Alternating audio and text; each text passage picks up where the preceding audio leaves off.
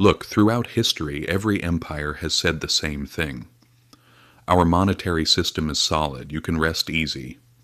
But the truth is, none of them lasted for very long. From Rome to France, from the American Civil War to Lebanon, people eventually saw the reality and realized it. The money in their hands had lost its value, as if everything they had saved for years was gone. It's hard to accept, but it's the truth. Collapse isn't rare. It's the rule. The real question isn't, will it collapse? It's, what will you do when it does? Everyone looks at the money in their bank account and feels at ease. But that money isn't really safe. It's built entirely on trust. And trust is something that can disappear one day.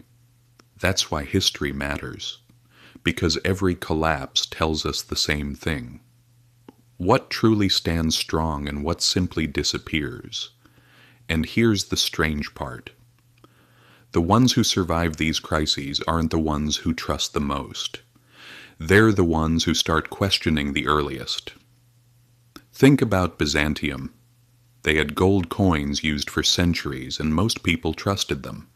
Then what happened? They started mixing in cheaper metals. At first no one noticed. Then the trust disappeared, and that reliable money became just a piece of metal. But there were some people, quietly accumulating gold, buying land. They kept standing. Then came the Black Death.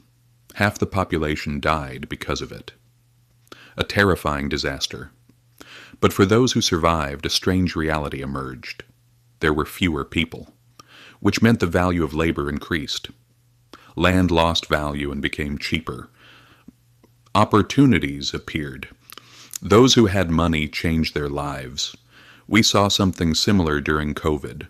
Those with money seized opportunities, those without struggled more. Think about the great banks of Florence. Most people trusted them. But when a king failed to repay his debt, they all collapsed. So being big and powerful doesn't mean being safe. During the American Civil War, people carried money in sacks, but couldn't even buy bread with it, because the money had lost its value. So what mattered then? Land, food, gold. The same thing happened during the French Revolution. They kept printing paper money over and over. Eventually, no one wanted to accept it. People said, "Don't give me a piece of paper. Give me something real and valuable." A more recent example, Lebanon. People trusted the banks. They deposited their money. Then one day the banks closed. They couldn't withdraw their own money. The currency lost value. Savings melted away. Imagine. You have money, but you can't use it. So what do we take from all this? No system is permanently strong or safe. And while there's no single way to protect yourself, there are some common principles. Owning valuable assets, gold, land, goods.